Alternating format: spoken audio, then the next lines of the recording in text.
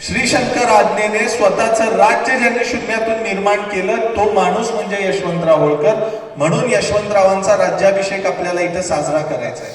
आणि महाराष्ट्रातल्या देशातल्या सगळ्या वंचित उपेक्षित घटकांना जे दुर्लक्षित आहेत, ज्यांना असं वाटतं की मी काय करू शकत नाही, मी एका मागासलेल्या कुटुंबात जन्मलो, एका मागासलेल्या जातीत जन्मलो, मी एका उच्च जातीत जन्मलो, मला आरक्षण नाही म्हणून मला अडचणी येतात, असं ज्यांना ज्यांना वाटतं त्या सगळ्यांसाठी, सगळ्या जाती जमातींसाठी आणि आपल्या प्रत्येकासाठी यशवंतराव महाराज ही प्रेरणा आहे की ज्याला स्वतःच्या जीवनाची गॅरंटी नव्हती, मी जगेन का मरेल माहित नव्हतं, त्या प्रत्येक माणसासाठी म्हणजे अशा पद्धतीने यशवंतरावांनी राज्य उभारलं की ते प्रत्येकासाठी प्रेरणा आहे.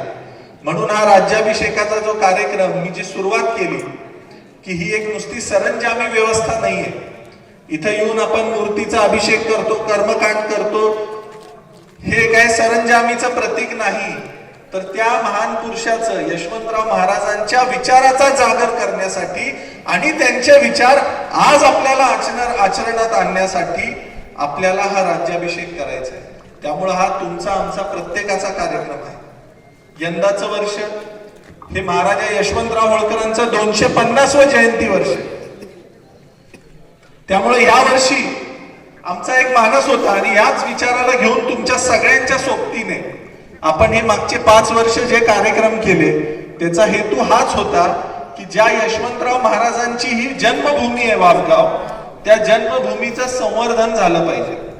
मागच्या 5 वर्षामध्ये तुम्ही सर्वांनी मला साथ दिली. पक्ष, गट, तट, संघटना, आपले आजचा कार्यक्रम बरेच आपले आमदार जे निवडून आलेत पण इलेक्शन नसल्यामुळे कदाचित ते येऊ शकले नसतील, पण सगळ्यांना सोबत घेऊन, इथं कुठल्याही पक्षाचं बंधन नाही, जे इथं मंचावर बसले त्याही सगळ्यांना सोबत घेऊन, म्हणजे राजेशाही आणि आत्ताची लोकशाही दोन्हीची सांगड घालून आपल्याला भविष्यामध्ये कसं चांगलं काम करता येतं त्यासाठी आपण सगळ्यांनी प्रयत्न केले. आणि ह्याचं फलित असं झालं की मागच्या 2 वर्षापासून आपला हा वाफगावच्या किल्ल्याचं संवर्धन होतं. महाराजांच्या 250व्या जयंतीच्या निमित्तानं येत्या वर्षभरामध्ये हे संवर्धनाचं आपलं काम निश्चितपणे पूर्ण होईल. आता किल्ल्याचं संवर्धन करून मला काय फायदा आहे, माझ्या घरात काय येणार, असा प्रत्येकाला प्रश्न पडत असेल. पण ह्या वास्तूमध्ये आल्यानंतर, त्या महापुरुषांचं वास्तव्य ज्या इमारतीत झालं त्या इमारतीमध्ये आल्यानंतर त्यांच्या विचारांचा जागर होतो, त्यांचे विचार आपल्याला आत्मसात करता येतात आणि नवीन वर्षाच्या सुरुवातीला एक प्रेरणा घेऊन आपल्याला कामाला लागता येते. म्हणून आपण या संवर्धनाच्या कामाला सुरुवात केली.